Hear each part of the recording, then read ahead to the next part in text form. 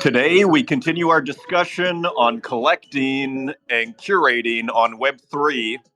This time with a new voice on the show, Legogio7, who has curated several new voices on a curated world on Foundation.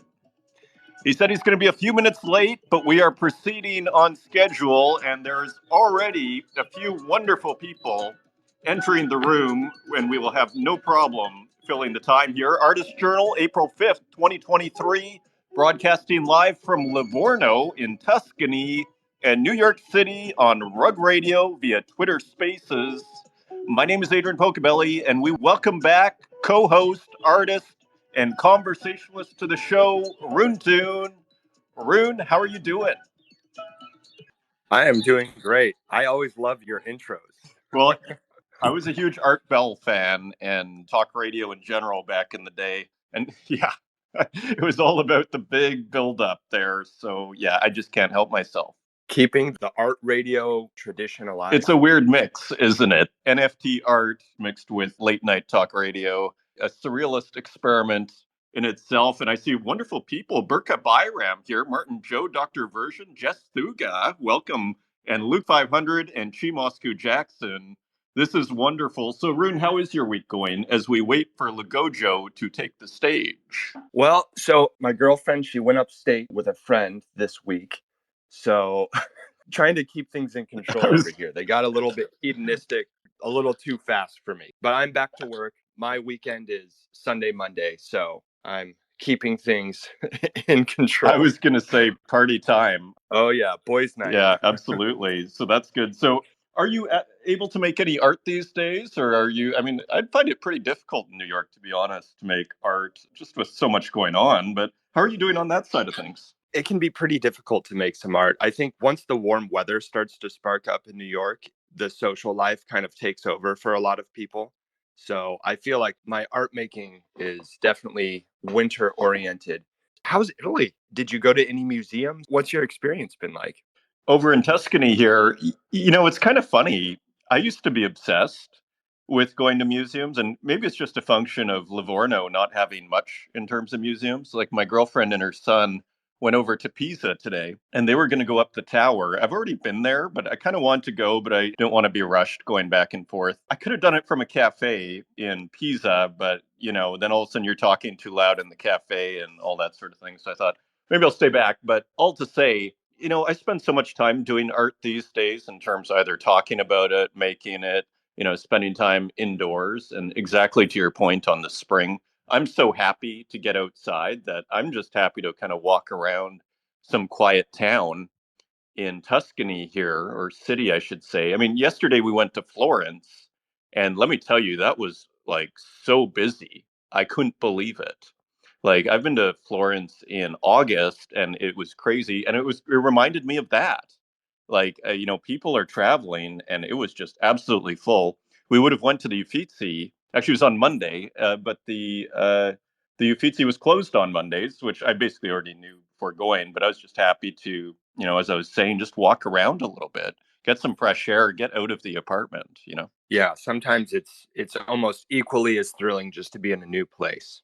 Absolutely. And I see Legogio7, and I hope I'm pronouncing your name right. I just invited you up to speak, Legogio, so I'm thrilled that you're here.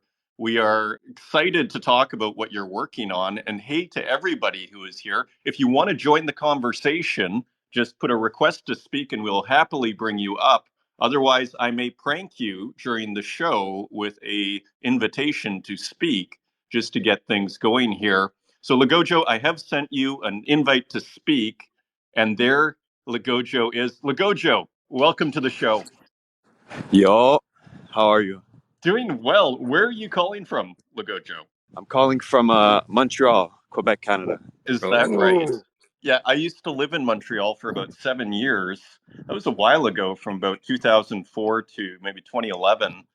And so how's Montreal these days? It's good, to be honest.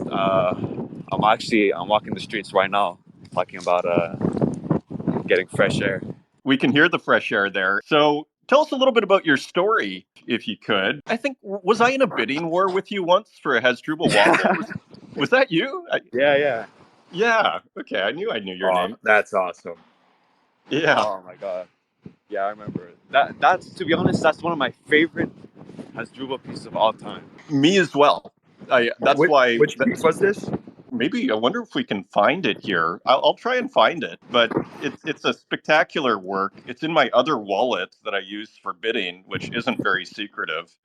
Um, and let me see if I can find it here. So tell us about your story. When did you get started with art, and when did you get into the digital thing? And was it the same time? So basically, I'm 17. I'm from Montreal. I started like really getting into art because of my uncle, who's been an artist for like I think like 30 years around. So he would always like take me out to galleries and stuff like that. So you're very young. I mean, and to your credit, like, I mean, you really, I mean, I guess I would say that, wouldn't I, if we were bidding on the same work, but you really have an eye. Because Hasdrubal Waffle is a tricky kind of artist. It took me months, let's put it that way, to understand. And yeah, so Yeah. anyway, but it sounds like you were kind of exposed to art from a pretty early age, is what you're saying. Yeah, I was exposed to galleries and stuff like that. And then I found out about Tezos during like the COVID quarantine time. Basically, I got a laptop for Christmas. That led to, I think, YouTube about stocks, from stocks, crypto, from crypto, NFTs. And then from NFTs, I found out about digital art from someone, I don't know if anyone's here heard the name, The Warden, who started a project, the World Star Bets Punks. I used to write articles for him. And he put me onto Tezos because he would pay me for articles in Tezos and he would send me art NFTs. So that's how I found out about it. That is pretty impressive. I mean, you're 17, just to confirm, and here you are writing articles already. I mean, you're barely legal to work, Legogio. And am I pronouncing your name right, Legogio? Yeah, Legogio. It's both are fine. I kind of like Legogio. Yeah, I was wondering about that. So, do you have a preference? No, whatever you prefer. Maybe I'll call you Legogio then. So, anyways, okay, so very good. And when did you start collecting on Tezos then? And then we'll get to your more recent work here. When young people, when they go so far so early, you just feel like, where's this guy going to be when he's 30 years old? I mean, I think I'm way more than double your age here, which is pretty amazing. But anyways, so how'd you get started? Like, when did you start on Tezos? Did you have an aha moment? Well, I remember, because at first all I knew of NFTs were like the stuff you see on the news, like Bored Ape, and was kind of like PFP projects, stuff like that. And I remember one time I wrote an article and he paid me, I can't remember the artist, but it's someone from, I think, Indonesia. And it was like an amazing piece of like, I think like a done in Blender. And when I saw that, I was like, I didn't even know what it was, like 20 editions, like who made this, stuff like that. So I started looking into it. He would show me artists. And it was something like I've never seen like anything like this before. Like I've been to like the galleries and stuff, but I never knew like how many artists are creating and selling. And I didn't know that there was even like some of these like formats for digital works. And actually, the first ever piece that I collected like with my own Tezos, it was probably like 2 years ago. It was a 1-bit necro piece. Oh, wow. Also, a very advanced artist, in my opinion. Like, I was very slow to understand 1-bit necro. I mean, you've got the instinct, Lego. Uh, I don't know about that. I don't know. It's just I don't know. If I like something, I feel like I know I like it. If I don't, I try and look into it more. If I still don't like it, then it's just not for me. But So you picked up a 1-bit necro, and what was it about the 1-bit necro that turned your head? probably just a black and white. It was a black and white piece, and the pixel style. I don't know. It was just like to me, I've never seen it before. It was the first time I've seen like a piece of pixel art like that. And also, I mean, to be honest, I wasn't getting paid crazy amounts, but it was on Tezos and it's cheap. So you know what I mean? Absolutely. I mean, did you ever see yourself as an art collector before Tezos? Because I sure didn't see myself as collecting art, and I kind of went crazy for about a year. How about yourself? I mean, was it simply just a matter of, was it the value in a sense, or like, were you a collector beforehand of, comics and stuff? Yeah, I've collected coins before, Pokemon cards, but everything that I've collected in the past, it's kind of like like died down. Like I fell out of passion or love with it. So Besides the NFT that your friend would give you in the beginning, where was it that you first started collecting? Which chain or which platform kind of pulled you in? well, actually, to NFTs in general, Solana. 'Cause I was on YouTube during quarantine trying to make money, and I found Solana NFTs, the whole profile picture thing. To be honest, I was trying to make money, and it was just like a waste of time. And then I found Tezos through the Warden. Is the Warden, is that like a Twitter profile? Is that a personality? He's pretty like OG to Tezos. I don't think many people know of him because kind of had to like slow down with the projects he was working on and go back to work. But if you search up, I think WSB Punks, you'll find his profile. So tell us a little bit about your foundation world. So is this your first attempt at curation? Yeah, this was my first try at something like this. It's crazy because literally like a week before Foundation like announced the Worlds feature. I remember that Montreal wind. Sorry, if you can cover your mic a little bit from Yeah, the wind. my bad. Yeah. Perfect. Thank you. So basically, we were coming back from a gallery, and I started we started talking about how do the owners of the gallery make money? And he told me that basically the artists sign a contract with the gallery, and they have to remain exclusive, and the gallery gets 50%. And to me, like that was crazy, to be honest. Like 50% going to the gallery. I told my uncle, I was like, if I had a gallery, I'd put the fee at 10%, no contract, no exclusivity, and it'd be like all my favorite artists. And then I think like next week around next week, I saw Foundation Worlds, started looking into it, and I realized I could do exactly that. I put a 10% fee and no exclusivity. And yeah, I got together 50 of my personal favorite artists from all around the world using mediums from like plasticine to digital painting, digital illustration, blender work, pixel art, and everyone minted a piece, and all the pieces got put up for auction in the Foundation World, which kind of serves like a digital gallery type of thing.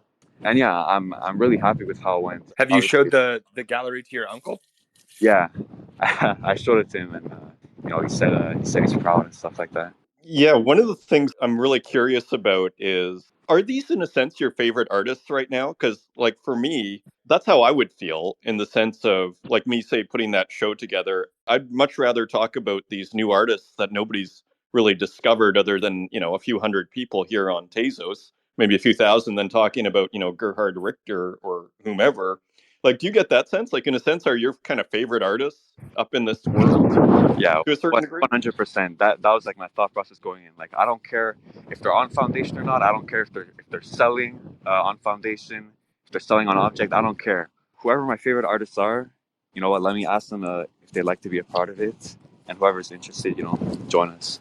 Yeah, that is the impression I got. Now, an interesting thing, and I don't know if you know this, and correct me if anybody, if Runtune or if you, Legogio, have other information, but my impression as far as exclusivity is concerned, say in the traditional art world, is it goes according to city. So if I make a deal with, a gallery in Boston, I have to work with that gallery. Generally is how it works, unless I'm a huge artist, in which case I don't need to make that exclusive deal and they're just happy to have my work.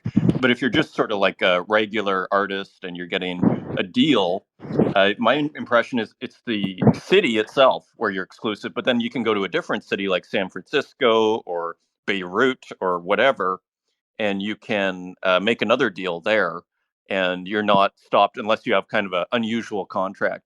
Do you have that understanding? Because I didn't actually learn that till a few years ago, like 3 or 4 years ago. So is that your understanding, Lego? Yeah. Now that I think about it, I think my uncle said something like that.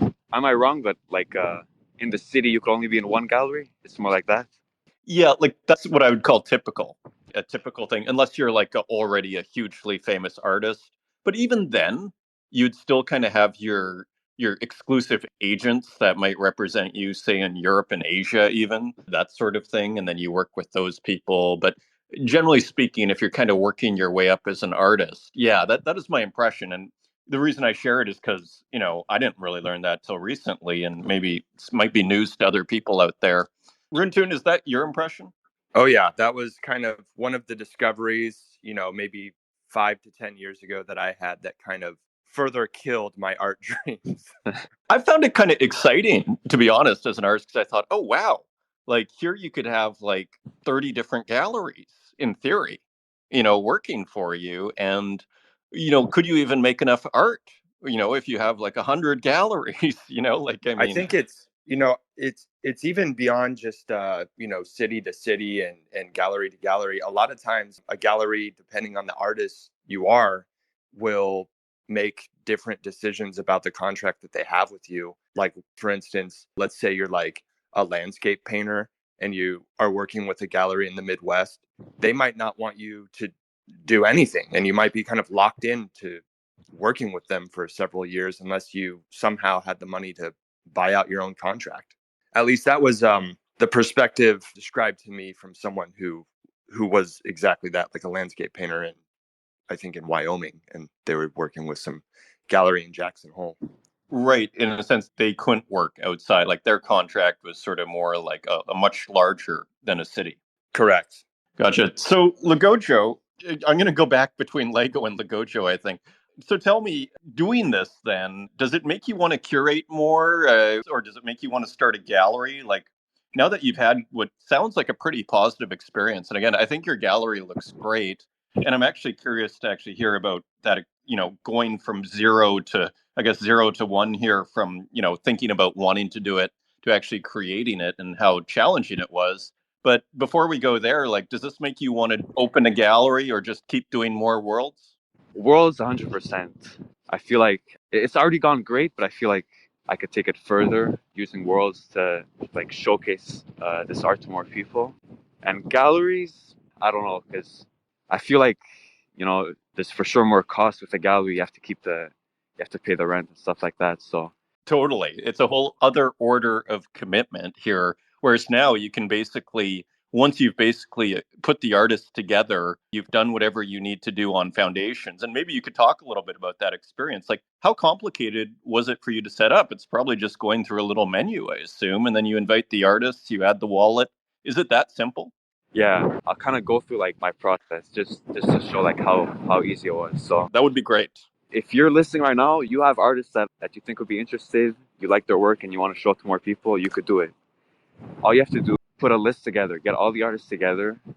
I used a Google spreadsheet to track everything. Then I put together a Google Doc with like basic info, like dates, a bit about the goal, stuff like that. I sent the Google Doc with a message as an invitation to all the artists that I wanted to work with. Then I tracked who accepted, who would get back to me, stuff like that. I added everyone to a group chat. I made sure whoever like has never minted on Foundation, who was their genesis, if they needed gas fees, I sent it to them. Confirmed with people who either said that they get back to me, stuff like that. Then to actually create the world, you go on Foundation, you do, I think it's create, the same way you create a collection, you do create and then world. You put in the addresses or the names of the artists that you'd like to add to the world. You create the name, your curator fee, then you create, and then I think from there you could change like the profile picture for the world and stuff like that. That is beautiful. A step-by-step guide from Legogio. And I love how you even use the Excel worksheet. And what was your goal? I love how you wrote a goal. Like, again, for 17 years old, it's pretty impressive what you've done here. Well, pretty much like, I feel like right now a lot of the artists that are like selling through NFTs kind of like you're doing it alone, right? Like you mint, you put out a tweet, and you hope it sells. That's exactly. You hope for the best. And sorry, continue. Yeah, so I feel like if I were to get 50 artists together and put all their work in a kind of digital gallery, do some work promoting it, and everyone who's a part is also showing it and supporting each other, you'd have like, I don't have a number, but you'd have a lot more visibility than if you're just minting it and doing the tweeting by yourself. So the goal is just as many eyes as possible, because I feel like a lot of these artists, maybe even you in the group chat, like you met some new artists, but I feel like a lot of these people, like there's no way that everyone who's collecting on Tezos or on Foundation knows all of them. So Yeah, again, I love the title of the world that you put together. I found it like one of the most compelling, as if, like Tashin or Feed On would have, put out this thing, Artists of Today. I mean, it's a very almost ambitious title. Just curious, when you're reaching out to people, and don't name names, but did anybody say no? yeah, a couple people said no couple people said that they'd be interested, but they had stuff going on or other projects. And then some people opened it and didn't respond, which it's expected, If you want to start a world, you have to ask, and obviously not everyone would be interested in taking part, but, you have to shoot your shot and, see who would like to take part. Absolutely. And so, as far as conversion or success rate, then was it like 50% Yeah, or? it was like almost exactly 50%. Yeah. Wow, that is interesting. I almost I wonder to myself in my head what that would look like if you had like 100% conversion. That probably would have been unbelievable in that world. But anyway, very interesting. So if anybody wants to join us on stage or has a question for Legogio or just comment in general on our topic here, feel free to request to speak and I will bring you on stage. Runtun, do you have any questions for Lego? Is there like any kind of dream that you're trying to pursue in doing all this, or like do you see this like going somewhere exciting that you'd like to talk about? Well, I'd say for sure in the future, I love art and I don't think that's ever going to change. And if I can make a bit of money showing work by artists who I love to more people, that's 100% something I want to keep doing in the future. Do you see this as the future of curation? And do you even see it as curating, Legogio? I don't know. For this world, I gave everyone full like artistic control. There were no topics or themes or anything like that. So to call it curation, I don't know.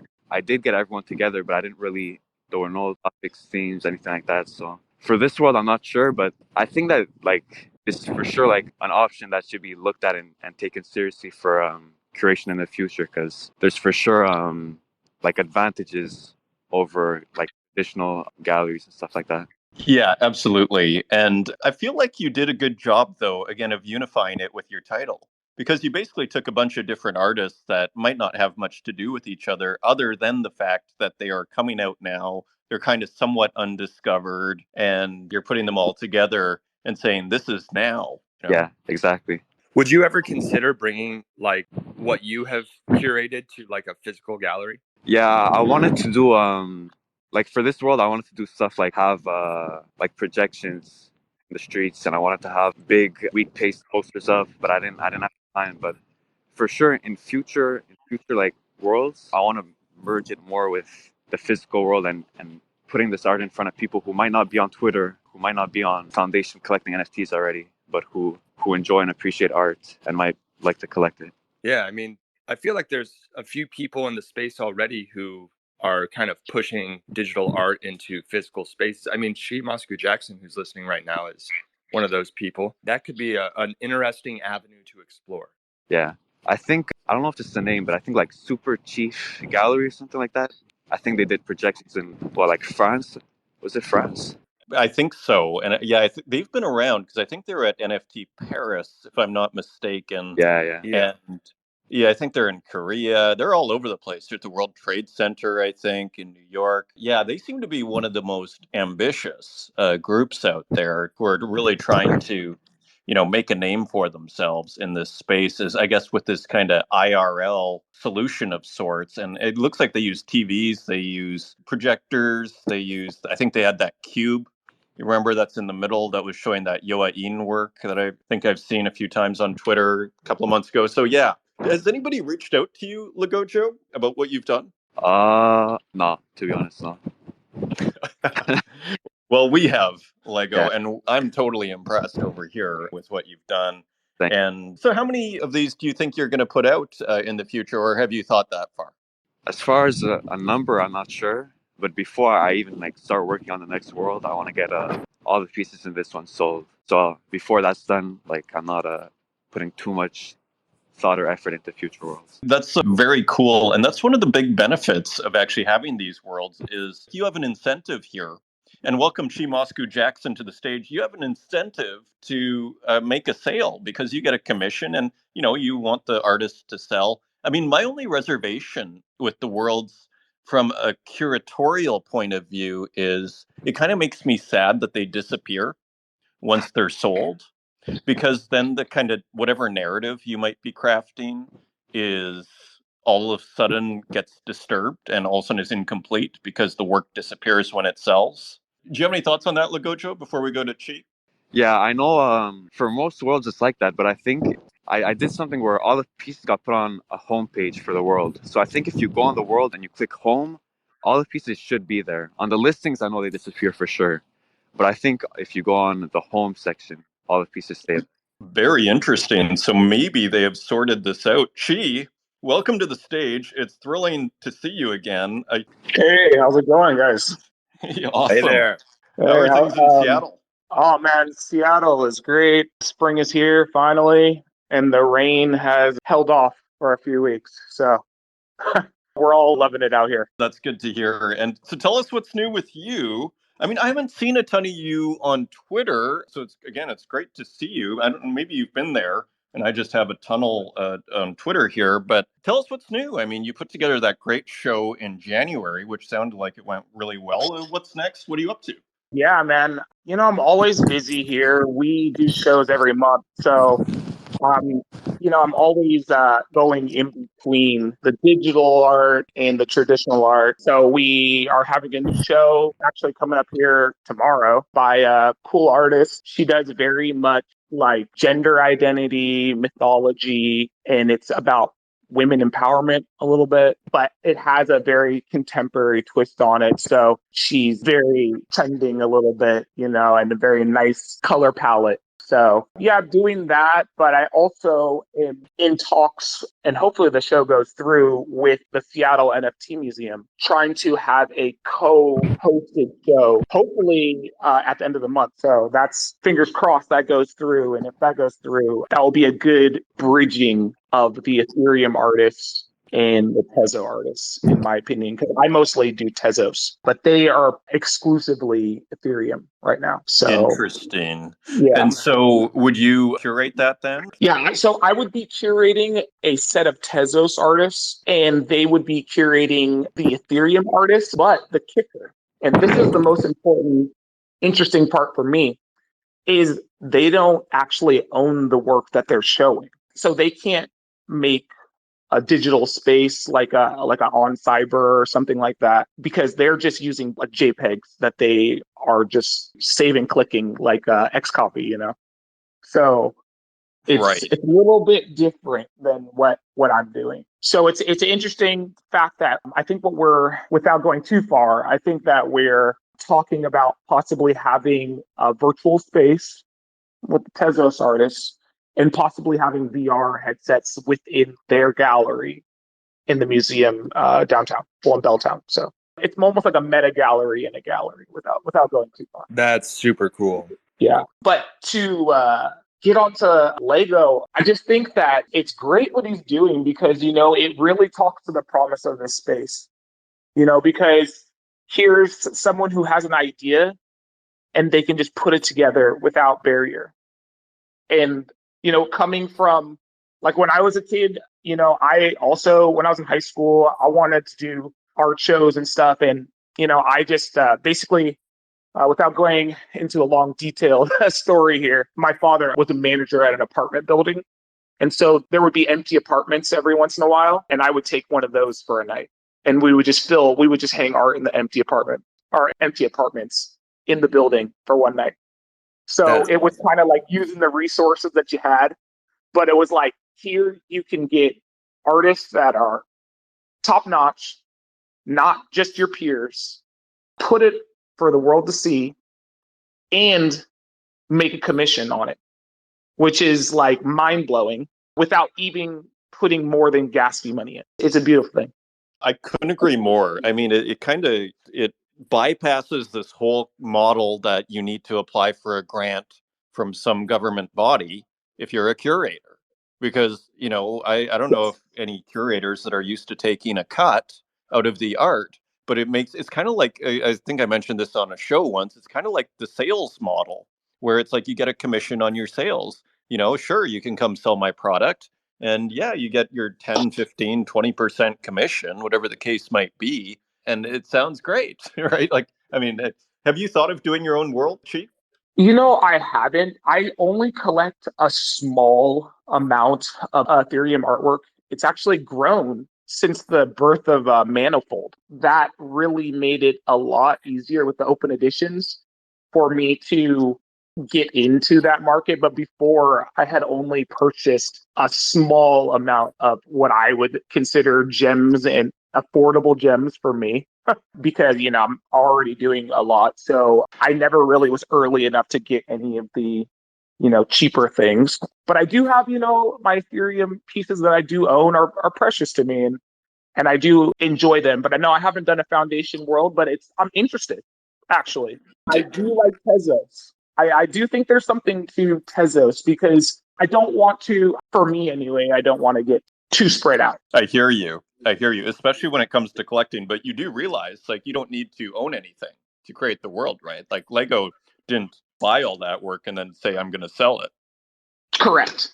Yeah. Yes, So, yes. so yeah. But I am interested 100%. And another thing, which is interesting, is his model, I think, and it's very comparative to my model in IRL, is, taking the greed out of the space. I think, and that's what put me off as an artist at first, beyond the gatekeeping, is the greed that's in there. I mean, and it's obviously they need to pay their rent, and I understand that.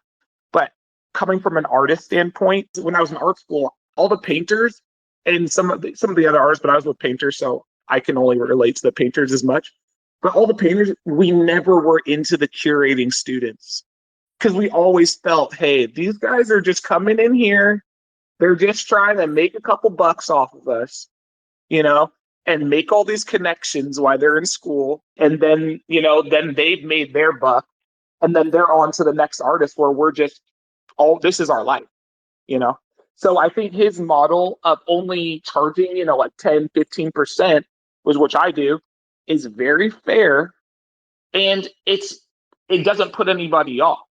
Doesn't seem greedy. And I think that's a wonderful thing what he's doing. It's so true. I remember getting out of school and having a huge body of work and wanting to show my work in physical galleries and running into that problem so many times, or it didn't feel like this gallery was here to help me out in any way, or approaching them, it was like, oh, it'd be great if I could have a show here. It'd be great to make connections. But then, in practice, meeting someone, talking to someone, every aspect of it felt more like they're just here to try and exploit me for whatever gain they could have.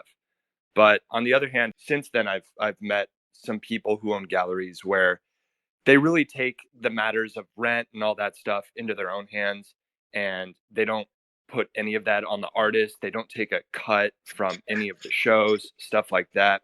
And I'm finding more of that vibe in digital art. Totally. I totally agree. And I'm not trying to put gallery owners, in a bad spot because I'm also a gallery owner, so I understand the rent aspect, but it sometimes can go too far. And sometimes it's the break that people need. So I'm not trying to shame anybody for that, but I do think it's interesting the different models that are out there.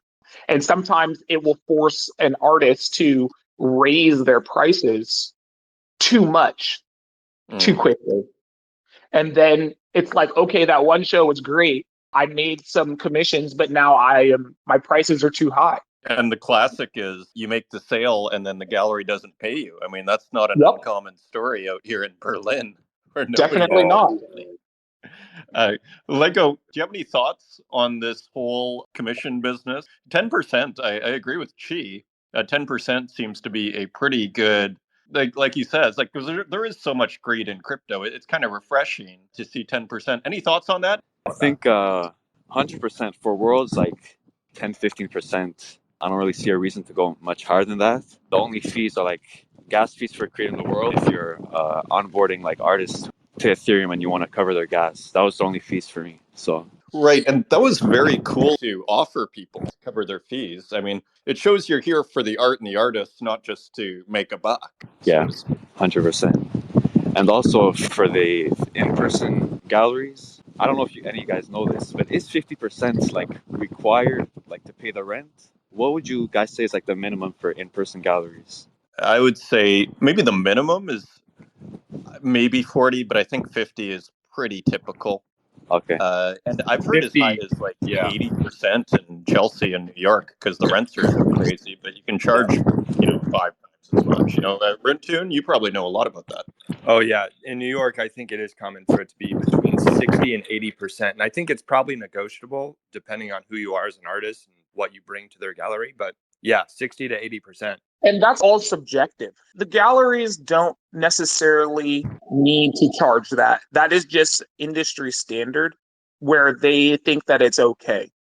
Because I know rent is expensive and you are paying people salary and all these things, and that's also going into that number. But also, basically, the reason why they're charging people is because they have a collector base that they are directly targeting, and so they're being the salesman on that.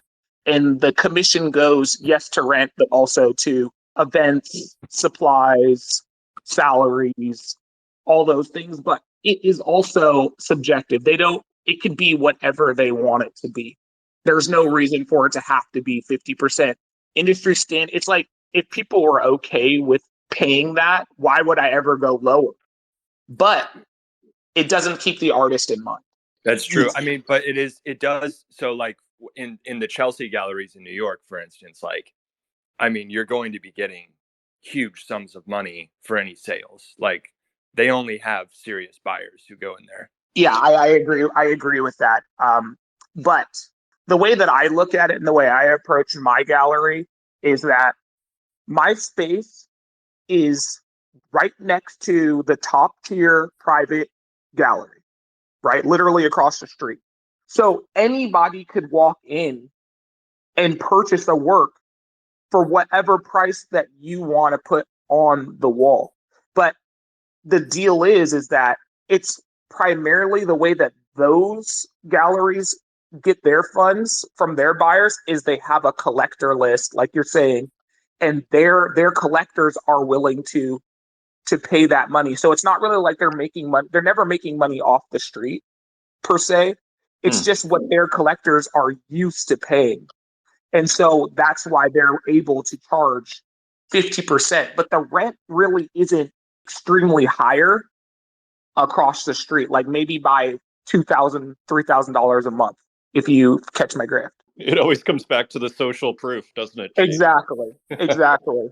So it's not really the rent per se. It's just the idea. It's like if you're rich and you can buy a pair of if you can buy a pair of Nikes, right? You could even buy a $200 pair of Nikes. But do you want to be wearing a 200 pair of Nikes, or do you want a pair of $1,000 Louis Vuittons? Because it's a classism issue. So the rent is the same, but the people that can afford pieces of work want to spend 20K because it makes them feel like this is better quality. But in reality, sometimes that's not true. Well, you might need to raise your prices, Chi. Before we go to Doctor Version and then EdgeQ, how long is your lease there in? Because you're right in downtown Seattle there. So when I first was offered my space with my gallery mate, we were offered a 10-year lease, but we just do year to year. So do you think you'll be able to maintain the space for a while, or who knows? Yeah, I mean, the way that I always look at it is the only way I'm leaving that space is until I get kicked out. Okay. Well, I mean, it sounds amazing. If you're across the street from like a top tier gallery, I think the world is your oyster. It sounds like possibilities and potential central. Make sure you, if you ever tweet stuff out, like feel free to message me. I'll at least retweet that, or maybe we'll find you on Instagram Same. if I haven't found you yet. Like, I mean, that's awesome. We got to get you like in business quick before the window closes there, because it sounds like an awesome opportunity. Yeah, and my primary passion right now, yes, is doing the traditional infrastructure. But I'm really on board with this digital movement, 100%. So I'm just trying to find ways of extending the web on that. If you get and getting people involved any way that I can. So I think what Lego's doing is the future, and we have to work hand in hand. But I really think that I'm anyway. You're passionate as well, so I got you. Super interesting. Do you have a collectors list that's starting? Like, are you actually getting people buying work in the space? Yes, we do Oh, have a small collectors list that we're putting together, and we have a few people on there, and that's you know, amazing. there's a lot of ways that it can go, but our model is inclusive. So I'm an artist. My partner that I run the space with is an artist, and we are here for the art, and we are not just here for the sales. And that is our primary objective. I'm Well, gonna have to pay you a visit one of these days. I have a sister in Seattle, so I visit Seattle like once every other year or so. I have a sister in Seattle as well, believe it or not. So we'll all No way. I'm not joking. She's As they married to a say, guy from pull up. Microsoft. Like Please pull that's up. for real. That is hilarious. It's another excuse to visit Seattle. I need to see my sister. Dr. Version, you've been waiting patiently here. Do you have anything to add to our conversation? It's great to have you up here. Hey, Adrian, I appreciate your commitment. You're on vacation and you're doing this. I was wondering what I'd be doing at 9:30 this Wednesday, but thank you. Nice to see everybody. On the subject, I lived in Seattle for a bit and worked at the Seattle Art Museum as a guard. So it's been decades, but love Seattle. Would love to come out and see the gallery. And let's see. So royalties, when you first hear about that, like a gallery gets 50%, 60, 70, you're like, oh my God.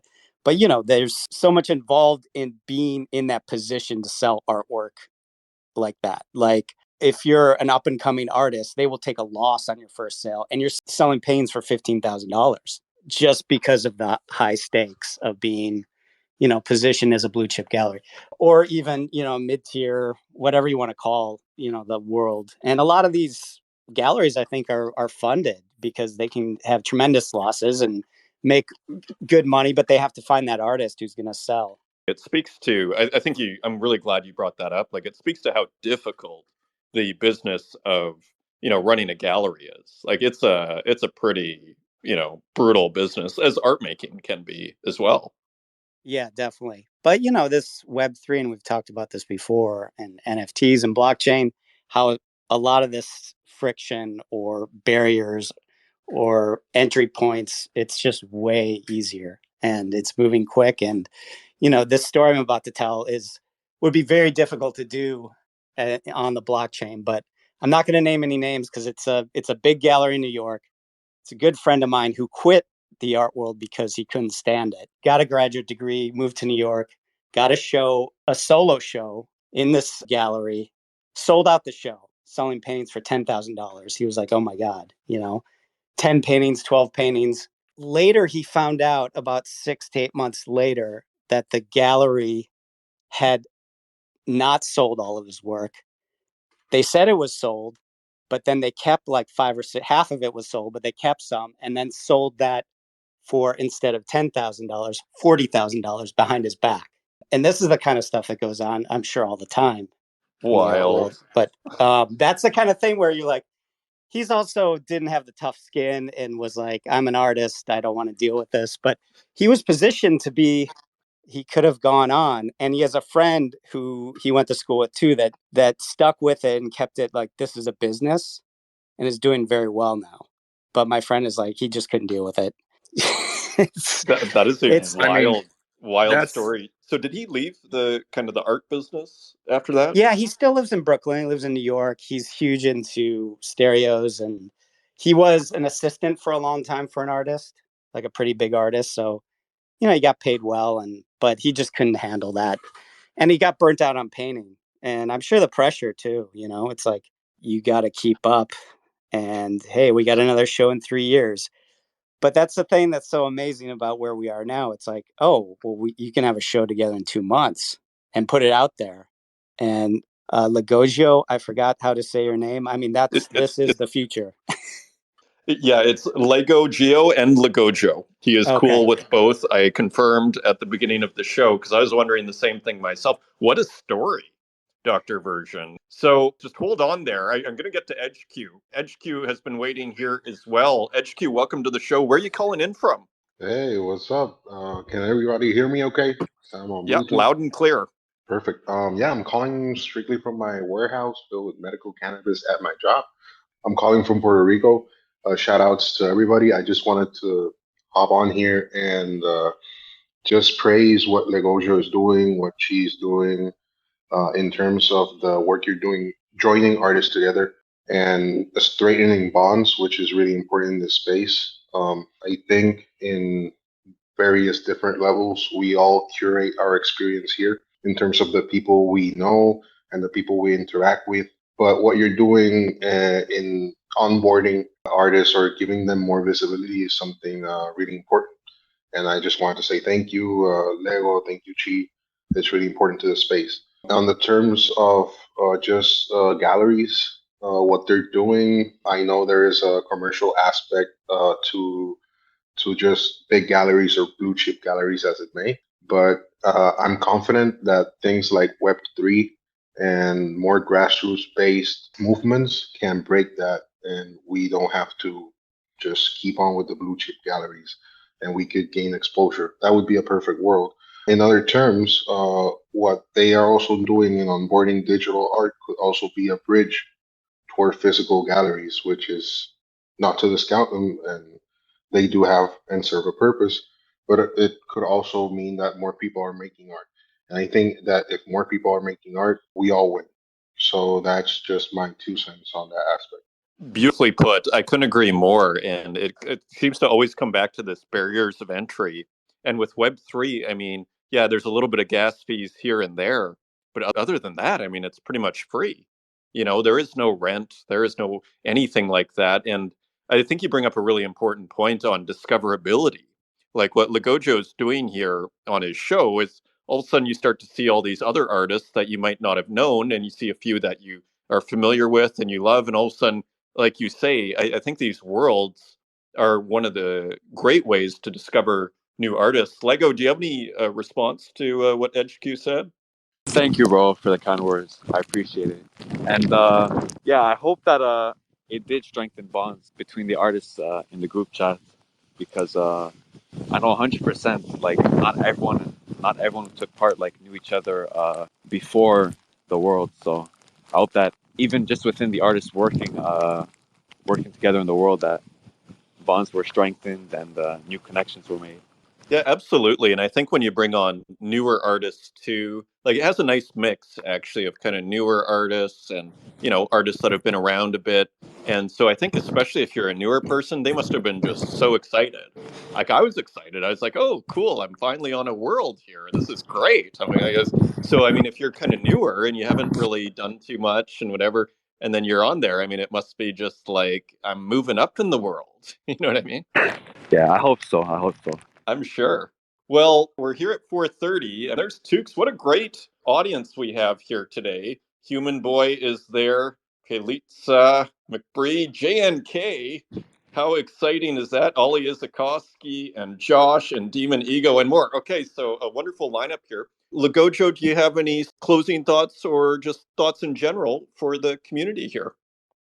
Yeah, I'd say really at the end of the day, I'm just like a normal dude. If you wanna, try creating a world yourself, curating art, give it a shot and go for it because really anybody could do it. Also, if you're a collector, if you enjoy and appreciate art, I highly recommend checking out the world because there's art from artists all around the world, different mediums, styles, and it's a great variety.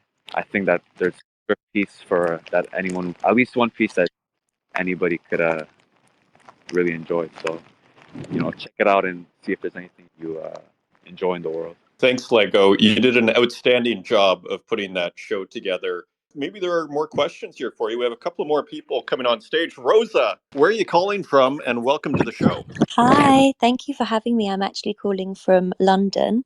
But I always like this space just had really good energy, and I feel like I've entered a pool that I haven't really entered before. I've been in the Web3 music space for a minute, probably around like 6 months, but I see a lot of unfamiliar faces, which is really nice. And I've been like listening for the past 20 minutes, and it's just so encouraging to see so many artists supporting other artists of different genres and in different places in the world. So I literally just wanted to say hello and thank you for bringing the vibes today. And that's it. Well, I love comments like that, and I totally appreciate it. We're very grassroots out here, and you're seeing a lot of people that have been around the Tezos community and just the NFT scene here for a while. There's Tukes, this incredible AI artist. So I totally appreciate the comment, Rosa. And we're here every week. at 9:30 Eastern Standard Time. So do stop by, share your thoughts on everything. Great to hear from London.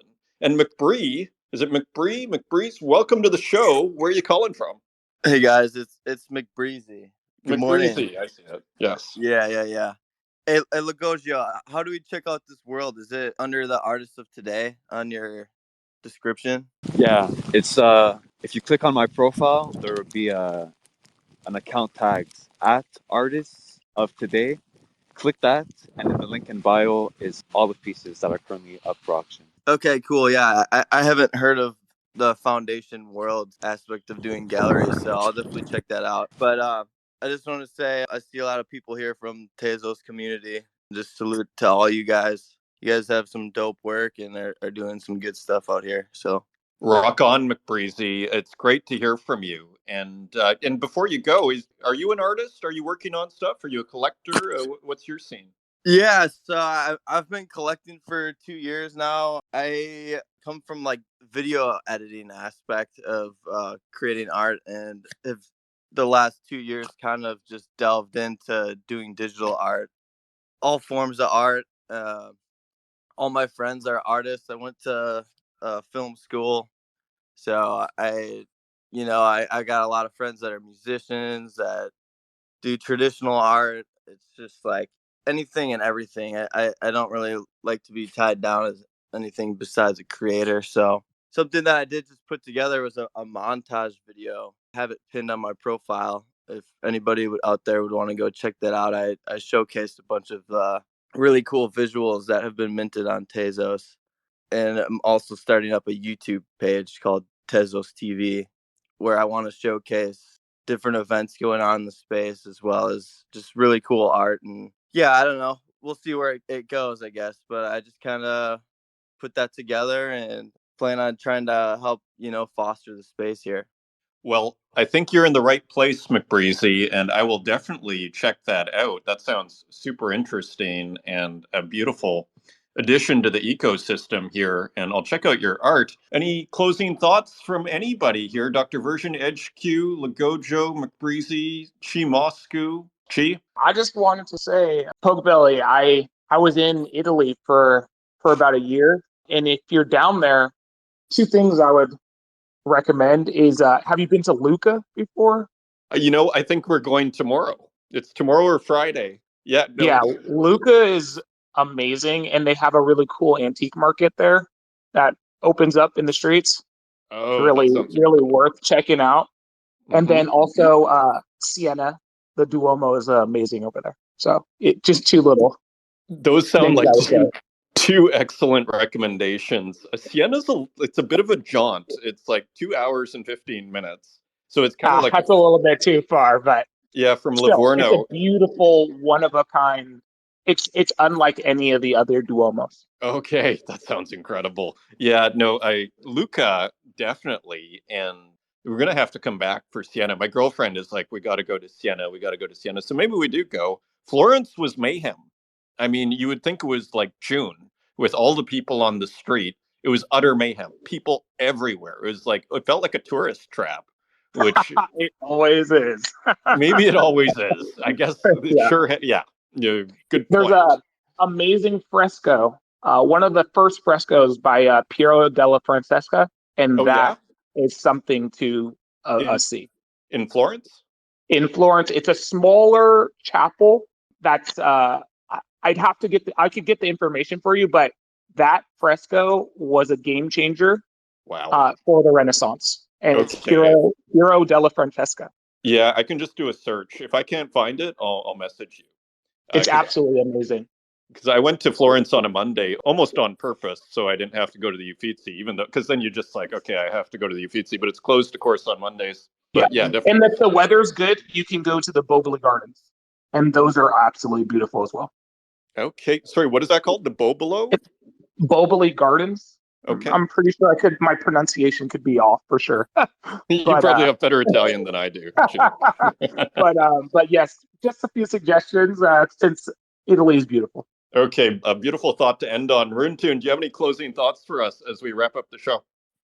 No, I'm loving all this traditional art world disruption that we're doing over here. Well, and I love how we're kind of, again, we have one foot in both, like, is what I love about it. We have Lego Yeah, there, that's true. worlds. We have Chi over, across the street from the Tier 1 gallery working the physical thing. That's, to me, that's just incredibly bullish on this scene because, it's really easy to pigeonhole yourself. So, anyways, on that note, thank you, everybody, for joining me up on stage here. And thank you to everybody out there who's listening to the show. Big shout out to JNK and everybody, Ollie, everybody. Thanks for joining me, guys. And I'm going to enjoy the rest of this vacation here, and I'll see you on Monday. And thank you to Legogio most of all. It's an honor. Thank you so much for having me. Awesome. Keep it up, man. Thank you.